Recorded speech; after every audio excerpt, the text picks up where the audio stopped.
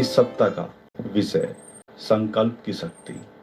संकल्प की शक्ति का संबंध अगर हम साधारणतः अगर देखें तो 3 चीजों से जुड़ा है, तन, मन और धन। संकल्प का संबंध तन से, मन से व धन से जुड़ा है। तन से कैसे जुड़ा है, मन से कैसे और धन से कैसे जुड़ा है संकल्प, ज्यादातर इसी को हम जानते हैं। लेकिन एक और चीज है जिससे संकल्प का संबंध जुड़ा है बहुत गहरे से, उसके बगैर इन तीनों का वजूद नहीं। इसलिए चौथी जो अवस्था है संकल्प की, वह है आत्मा, जिसको हम एनर्जी कहें, ऊर्जा कहें, ब्रह्मांडीय शक्ति कहें, विश्व शक्ति कहें, परम शक्ति कहें, परमात्म शक्ति कहें, जो भी आप नाम देना चाहें। लेकिन तन, मन और धन, इसमें सहयोगी रहती है आपकी शक्ति, जो संकल्प जो आपके भीतर उठते रहते हैं। इसलिए अगर तन को स्वस्थ करना है तो भी संकल्प काम आता है, मन को अगर शांत व आनंदित व प्रेमपूर्ण अगर करना है तो भी संकल्प काम आता है, और धन, वैभव और ऐश्वर्य युक्त अगर होना है तो भी संकल्प काम आता है। लेकिन चौथी चीज अभी छोड़ दी, जिससे इन सब का नाता है। इसलिए शरीर भी उसी से जुड़ा है, मन भी उसी से जुड़ा है, और जो बहुत बारीकी से जो हमारे धन का जो संबंध है, उसका भी संबंध जो मैंने धन से कहा, जो भार के वैभव और ऐश्वर्य से जुड़ा हुआ जो संबंध मैंने कहा, उसके भी बहुत गहरे में जाएंगे तो पाएंगे कि वो भी एक एनर्जी और ऊर्जा से ही जुड़ा हुआ एक हिस्सा है। लेकिन अभी तो हम बाहर से जुड़े हुए हैं, बाहर से ही देखते हैं। इसलिए संकल्प का संबंध बहुत ही एक ऐसा विषय है जो विस्तृत है, विराट है, लेकिन थोड़े से समय में हमें संकल्प से भरना है। इसलिए हम थोड़े से अलर्ट हो जाएं, थोड़े जागरूक हो जाएं, थोड़े सचेत हो जाएं। अगर इधर उधर कहीं काम में भी व्यस्त हैं तो थोड़ा अब ध्यान दें। संकल्प का अगर हम संबंध देखें और संकल्प के विषय में और थोड़ी गहराई से अगर जानने की कोशिश करें तो संकल्प कब पैदा होता है, क्यों पैदा होता है, किस लिए पैदा होता है, तो संकल्प से जुड़ा हुआ होता है हमारा कोई उद्देश्य, और उद्देश्य से जुड़ी हुई होती है कोई दिशा जीवन में जो हमें करना होता है। संकल्प है, जीवन की एक दिशा है, उस दिशा के लिए एक उद्देश्य है, और क्या है क्या नहीं है ये विषय नहीं है, उद्देश्य है या क्या आप जीवन को दिशा देना चाहते हैं। मैं बस एक इशारा कर रहा हूं कि संकल्प का संबंध आपसे कैसे जुड़ा हुआ है, कितने गहरे से जुड़ा हुआ है। और जब आप कोई भी उद्देश्य जीवन में या किसी दिशा को आप लेके चलते हैं तो फिर उसी उद्देश्य को पूर्ण करने के लिए आपके सामने कुछ दृश्यावली होती है, कुछ दृश्य जन्मते हैं। उन दृश्यों से संबंध हमारी कल्पनाओं का होता है, यानी कि हमारे भीतर कुछ कल्पनाएं जन्मती हैं, हम कल्पित होते हैं, हम उस उद्देश्य को पूर्ण करने के लिए कल्पित दृश्यों को देखते रहते हैं। और जैसे ही वो कल्पित दृश्य देखते हैं हम उस उद्देश्य और दिशा में बढ़ने के लिए, तो फिर हम उस दृश्य को पूर्ण करने के लिए फिर कार्यरत होते हैं, यानी कि फिर एक्शन करते हैं, कर्म करते हैं, कार्य करते हैं, और फिर जाके कहीं सफलता हासिल होती है। कुछ सफल होते हैं, कुछ असफल हो जाते हैं। और जैसे ही आप सफल व असफल होते हैं, लेकिन भीतर संकल्प या भीतर दिशा या भीतर उद्देश्य और उस कार्य में मन की जो इच्छा है वो तो ये रहती है कि हम सफल हो सकें, और फिर उस सफलता के बाद आप संतुष्ट होते हैं।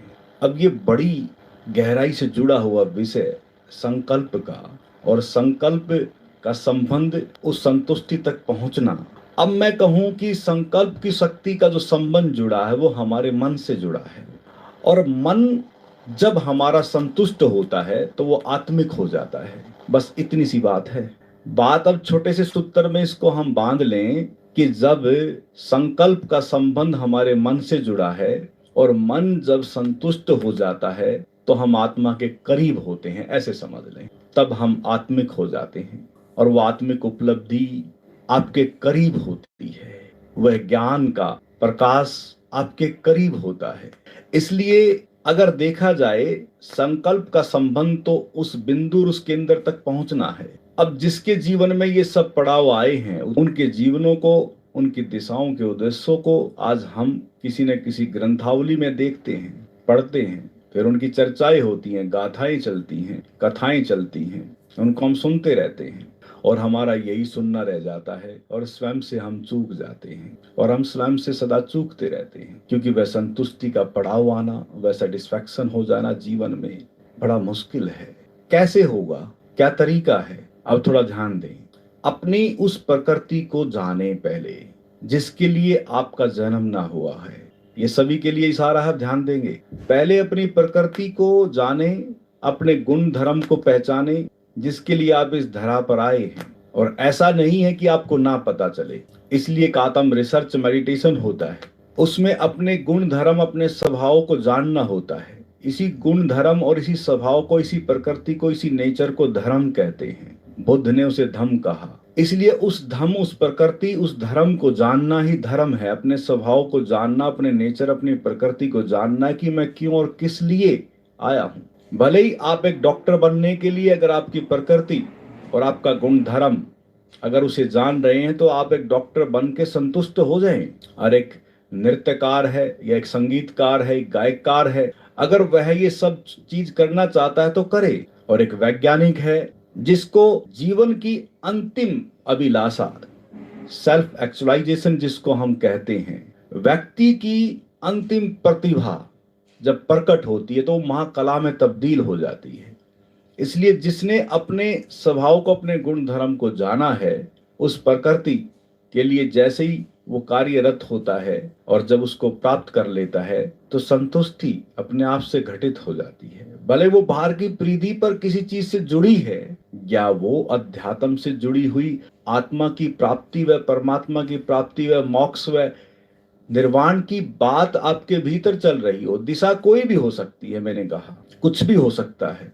इसलिए जो भी चाह है, जो भी इच्छा है, उसका संबंध भी किससे जुड़ा है? मन से जुड़ा है। उसी मन के कारण आप यहाँ तक आए हैं। उसी मन की शक्ति का संकल्प से जुड़ा संबंध है। उसी संकल्प के द्वारा आप यहाँ तक पहुंचे हैं, इस जीवन तक पहुंचे हैं। तो अगर इस जीवन को भी आपने ऐसे ही खो दिया, बगैर अपने स्वभाव को जाने, बगैर अपनी प्रकृति को जाने, बगैर अपने गुण धर्म को जाने, तो बस बात फिर अधूरी रह गई। अब बहुत से सोचते होंगे चलो युवा हैं वो तो जान लेंगे जी इस बात को जो मैं कह रहा हूं, चलो वो तो प्रयासरत हो जाएंगे। लेकिन जिनकी आधी उम्र हो गई वो क्या करेंगे? जो वरिष्ठ हो गए वो क्या करें? हो सकता है कि वो आज जाने अपने गुण धर्म को, अपनी प्रकृति को, कि मेरा धर्म तो यही था, मेरा तो करना यही था, मेरे भीतर तो यही थी कामना, यही थी इच्छा, यही था मेरा संकल्प, तो मैं अब क्या करूं?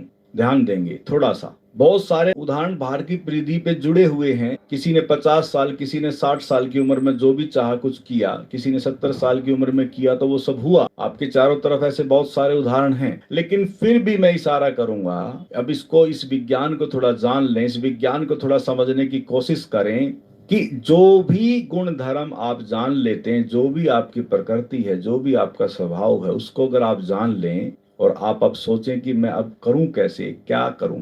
ध्यान देना, बाहर की परिधि पर करना वो एक दिखावा है, वो दिखाना है किसी और को। हम उसी दिखावे में, उसी दिखावन में लगे रहते हैं। लेकिन एक ऐसा विज्ञान है जिसे आप अपने अंतरतम में, उस मन के विज्ञान के द्वारा, उस कल्पना के द्वारा, उस दृश्यावली के द्वारा आप उन दृश्यों को देखते हुए उस संतुष्टि तक पहुंच सकते हैं। जब भी आपको समय मिले, घंटा 2 घंटे, ध्यान दें, जो भी आपका नेचर, प्रकृति है जिसे आप जीवन में चाहते थे करना और वो अब नहीं हुआ है, लगता है कि आधी उम्र हो गई या हम वरिष्ठ हैं, उनके लिए, युवा तो कर सकते हैं, मैंने इशारा कर दिया है, लेकिन उनके लिए है कि आप उन दृश्यावली को देखें, उसे जिएं। यही है दृष्टा, जो वो दृष्टा जो वो देख रहा है और उसी के आप हैं साक्षी, आप गवाह बनेंगे। आप कल्पित और दृश्यों के द्वारा आप अपने उस वैभव को, उस ऐश्वर्य को, उसको दृश्य को देख सकते हैं। वो पूर्ण हो रहा है। बाहर की परिधि पे है या नहीं है इसका इतना औचित्य नहीं है, वह पूर्ण हो रहा है। आप उस दृश्यावली को देख रहे हैं और आप अगर उसको देखते रहते हैं, यानी कि उसको ध्यान बना लें, इसको कल्पना ध्यान कहें या दृश्य ध्यान कहें, कुछ भी ध्यान का नाम दें, और आप देखें, उन दृश्यों को देखें, तो मैं कहता हूं कि जो आप नहीं कर सके जीवन में, वह अब क्या करना है? बस बैठना है। अगर बैठे बैठे थक जाएं तो लेट जाना है, क्या दिक्कत है? घंटे के लिए, आधे घंटे के लिए, 1 घंटे के लिए वही ध्यान बन जाएगा। और ध्यान देना, एक समय ऐसा भी आएगा, हो सकता है कि 1 हफ्ता, 15 दिन, महीने, 2 महीने, 3 महीने, कोई ऐसा समय आ जाएगा कि यही जो गुण धर्म, जो स्वभाव, जो प्रकृति, जो जीवन में आप चाहते थे, उसके दृश्य को देखते देखते आप उस उपलब्धि तक भी पहुंच सकते हैं।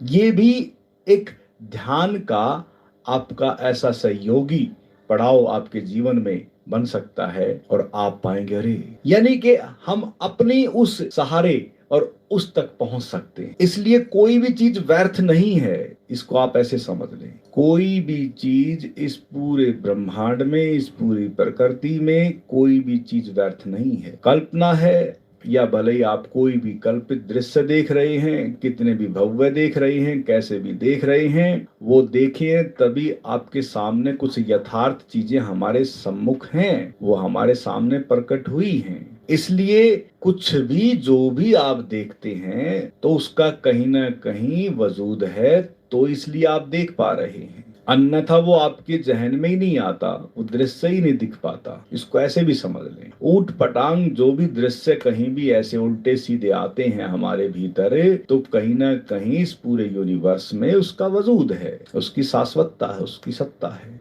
लेकिन हम कोई कल्पित और उस कल्पना को समझते हुए हम व्यर्थ समझ लेते हैं। लेकिन अगर आप अपने उस गुण धर्म को, उस नेचर को, उस प्रकृति को, अगर अपने उस दृश्य को, अगर उस गुण धर्म को पहचान के अगर देखते हैं तो वही आपका ध्यान भी बन जाएगा। इसलिए अगर हमें उस संकल्प की शक्ति को जानना है तो हमें उस मन के विज्ञान को जानना है, और मन जैसे ही संतुष्ट होता है तो आप आत्मा के करीब होते हैं, अपने स्वयं के करीब होते हैं, और आत्मा का जो स्वभाव है वो बड़ा प्रेमल, मैत्रीपूर्ण, आनंद से भरा हुआ, शांति से भरा हुआ। यही हमारे संकल्प की शक्ति के भीतर चाहना होती है, लेकिन हम उस विज्ञान को, स्वयं के विज्ञान को वहां तक ना पहुंच पाते हैं।